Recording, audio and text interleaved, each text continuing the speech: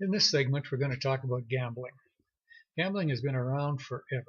It takes an awful lot of different forms. People who want to gamble will find all kinds of different ways to gamble, different things to bet on. The most common ones today are the lotteries and the video lottery terminals. There's the old style bingo. Uh, there's betting on the horses, traditional one. There's betting on sports games. Uh, betting on card games, any other kind of game, anything for which the outcome is uncertain, people will find a way to gamble on it. So what is gambling? Let's try to reduce it to the basic essence. What is it? The essence of gambling is it's a game of chance, is a number of people each put money into the pot with the understanding that one of them will take it all home, the others will go home empty-handed.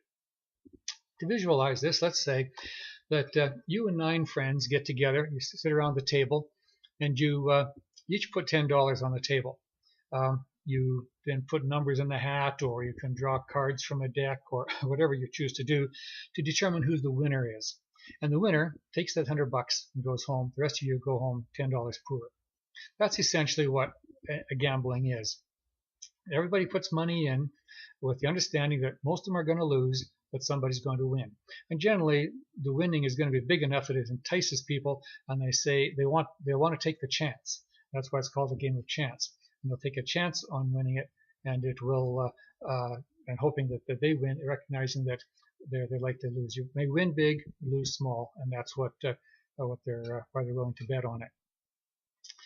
Now, if you take that situation that I just described, those 10 people sitting around the table, and they play that game not just once, but they play it indefinitely, play it to an infinite number of times. In the end, the probabilities are that everybody would go home with the same money they came in with. Everybody would win the same number of pots. Everybody would win the prize the same number of times, they'd lose the same number of times, and they'd get back the money that they came in with. So in a game like that, you say, well, what's the risk? Well, you're not going to play an infinite number of times, so ultimately there is going to be a winner and losers. But the game changes when the house is skimming money from the pot, when the organizer of the game is taking out some of the proceeds. When you go to a casino and everybody puts down their $10, the house is taking off a good chunk of that. Not all of it's going to go back to the winner. The winner's not going to get all of it. And so the saying is the house always wins, because whether you win or lose, the house still takes their percentage. This is the same with provincial lotteries. Our governments are into gambling big time. In fact, people have said that governments are addicted to gambling as much as any individuals are. They make so much revenue from lottery tickets that they can't afford to stop. If they were to stop the lotteries, they have to raise taxes to such an extent that people would revolt. And so our governments are hooked on gambling, and I continue to try to find ways for people to spend more money. So in that regard, gambling is a tax. A government gambling lottery is a tax. We tax all kinds of things. They tax our income, they tax our property, they tax our what we spend on sales taxes. So why not tax gambling? Well, who's paying the gambling tax? This is an optional tax. Not everybody pays it. The people who pay it are the people who are gullible enough to believe that they might win. And so it's a tax on gullibility.